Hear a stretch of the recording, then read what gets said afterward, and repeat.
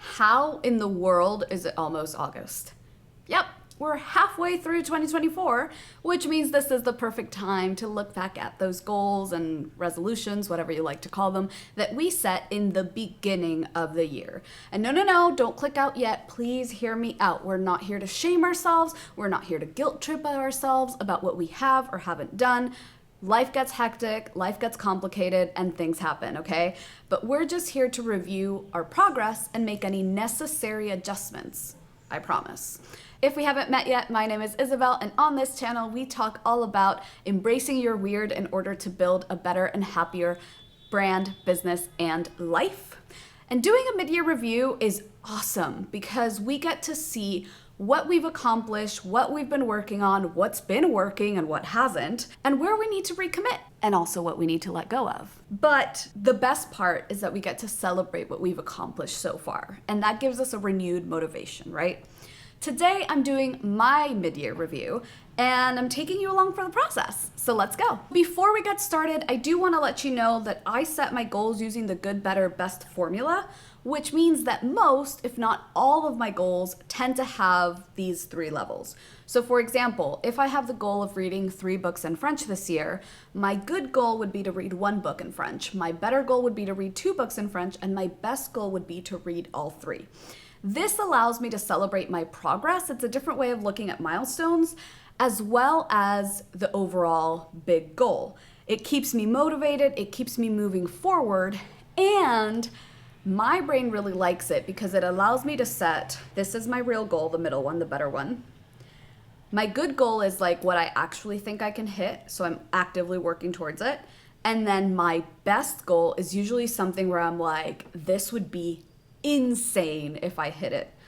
And so it allows me to see that progress and work towards those goals that maybe I don't even believe a little bit, right? Let me know in the comments below if you'd like me to go further into this in another video. But without further ado, let's move on to step 1. So step 1 is to look at our goals that we've already accomplished and see what we've already accomplished to check them off. So look through your list of goals, and like I said, we're not here to shame ourselves. If you've only accomplished one thing or if you've accomplished nothing, celebrate the progress that you've made towards accomplishing some things, right? And if you've checked off some already, that's awesome. We are here to become the best version of ourselves. That doesn't happen overnight.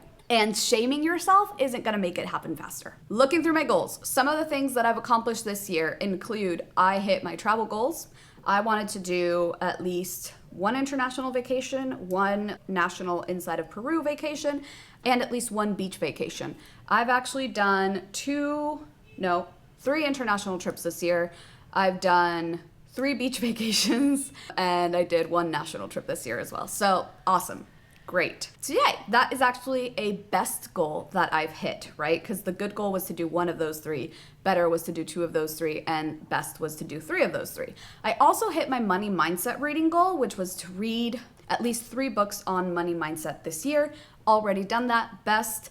I also have added joy to my home. That was another goal. I want to make my home a place that is happy and joyful and beautiful and just, kind of makes my heart sing. I am not at the best goal yet, but I have done 2 of the 3 things that I said I was gonna do, so I'm at a better goal with that one.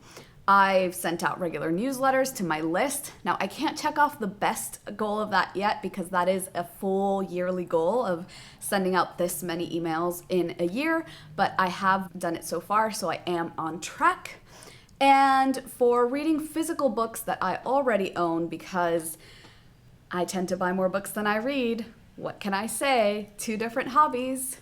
One hobby is buying books, the other hobby is reading them. But I hit my good goal with that one. The other good goal that I've hit is my Duolingo streak. I wanted to get my Duolingo streak to 900 days. At the time of this recording, I'm at 1,045. So yay. Now, those are just some of the ones that I've checked off. I have checked off some others, but I'm not gonna bore you with all of the minor details, right? So let's move on to step 2. So step 2, now that we have this positive energy flowing of all the progress that we've made and the things that we've accomplished, let's look at the goals that we haven't started on yet.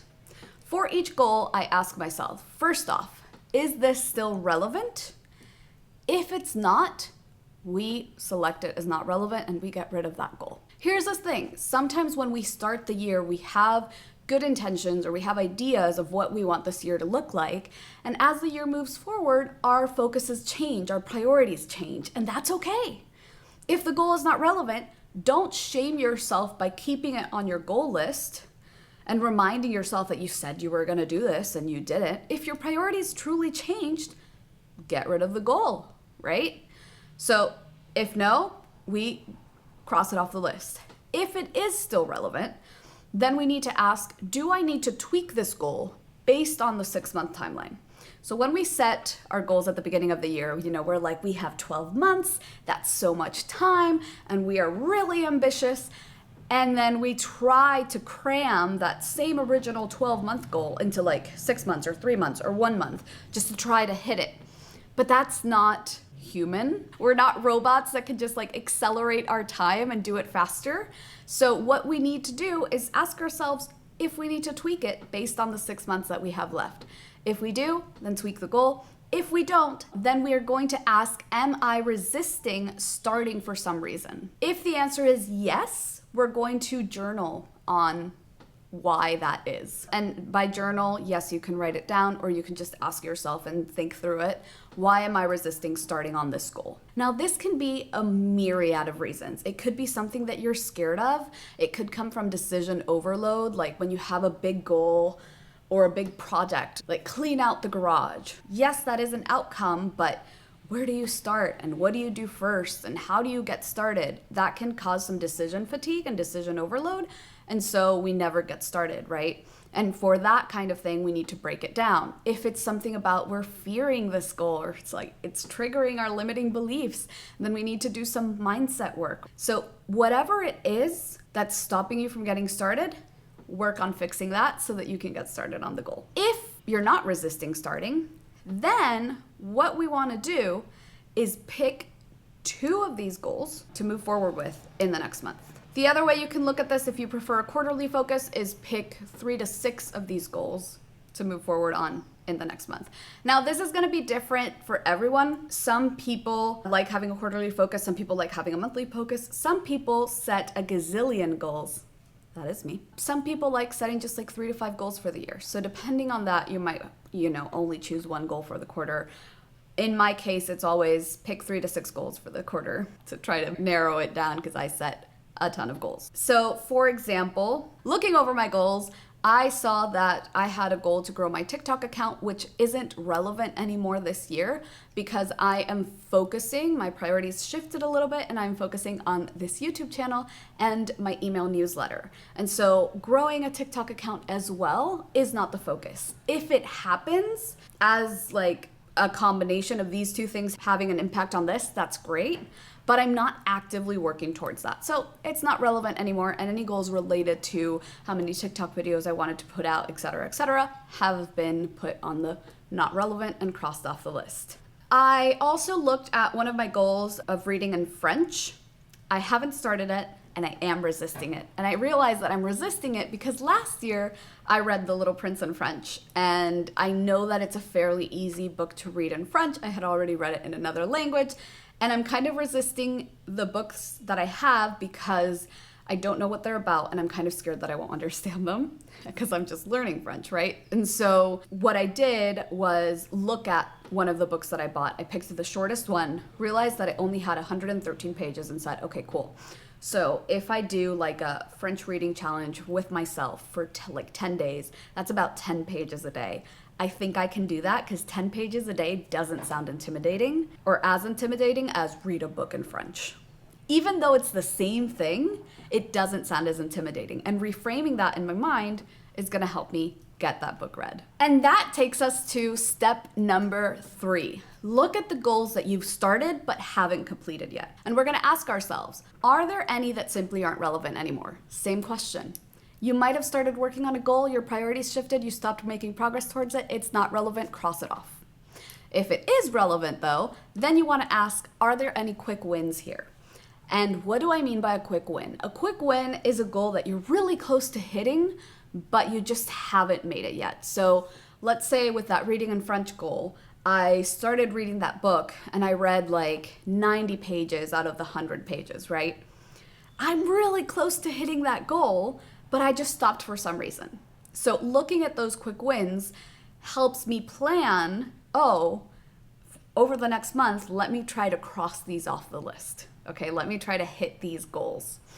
And the quick wins also give us that hit of dopamine, which gives us the extra motivation to then move towards the other goals or move forward with the other goals. If there are not any quick wins, then we're going to do the same thing we did with the other ones. What are the 3 to 6 goals that you want to move forward with in the next quarter? Make that list, keep it there, and then we'll do something with it later. If you are enjoying this video, I would love for you to like, comment, and subscribe. This is a new channel, and that helps me grow and get this video to more humans like you. Step number 4. Now we're gonna look at goals that you've already accomplished. Now this is, for me, this is the way I do it because I do good, better, best. So goals I've accomplished that are either in the good or better category. So I'm not at the best result of this goal yet, but I've already hit something. Now, when I look at this, again, I want to say, hey, is there anything here that isn't relevant anymore? Because even goals that I've already hit can lose their relevance. And if they did, cross them off. You know what? You accomplished it, and now the moving it up and moving it, like accomplishing more related to that goal is not relevant anymore. Cross it off. Second question, you should already know this by now. Are there any quick wins? Is there any goal in the good category that's almost at better, or in the better category that's almost at best? And if there are, write them down, add them as your focus for the next month so that you can get those quick wins and start incentivizing that internal motivation for the next half of the year. And the last thing, right, is pick 1 to 3 goals. Not 3 to 6, 1 to 3 goals of those that you want to work on in the next quarter. Now, why 1 to 3 when the others were 3 to 6? Because the others are goals that you haven't hit yet. These are goals that we're just trying to improve on, right? We already hit the good goal, we already hit the better goal. And so while yes, it can get even better, and we're gonna pick which ones we want to get even better, our main focus should be on the things that we haven't yet accomplished that we want to move forward with, right? Now, a human has so many different areas of your life. There's physical health, mental health, emotional health, spiritual health, work and business, and your home and your relationships with family, friends, like love, your pets. There's so many things. And so we can't focus on everything at once, which is why we want to reduce that scope. Which brings us to step 5. Now you should have 3 to 6 goals to focus on in the quarter that you haven't started on yet, 3 to 6 goals to focus on in the quarter that are in progress, aka you've started but have not accomplished, and 1 to 3 goals that you want to focus on in the quarter that are either at good or better level, right? So what do we want to do? We want to pick our monthly focus. Now our monthly focus should be first decided through your quick wins, and then your monthly focus should be decided based on these goals. So of those 3 to 6, what 1 or 2 goals do you want to focus on this month? Of those 1 to 3, what 1 goal do you want to focus on moving forward this month? And finally, that brings us to step 6. Step 6 are, what are the things I can put in place that I can do just once to support these goals? Now, I talk a lot about goal supports. I'm going to make a full video just speaking about this because it's one of the things that has changed the way I make my goals and I complete my goals and I make my life easier for myself. So what is a goal support? A goal support is a thing that you can do just once that will vastly help and improve your chances of hitting that goal. For example, if I'm looking to improve my sleep, one of the things I can do just once would be to install blackout curtains. Or one of the things I could do just once could be to wear bi-loop earplugs to put on at night so that I'm not startled by any noises while I'm sleeping.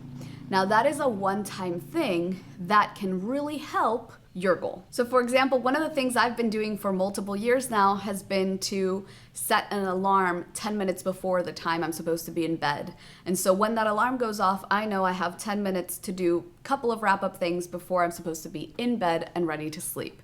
And that really helps because I have time blindness and time just disappears when I'm doing things. Putting those goal supports in place can really change how easy it is to stay consistent with progress goals like habits, but also how easy it is to hit those action goals that have like a set outcome. And the final step, step number 7, is to celebrate. So we want to bookend. We want to start this with the positive. What have we checked off? And we want to end this with the positive. How are we going to celebrate those things that we checked off?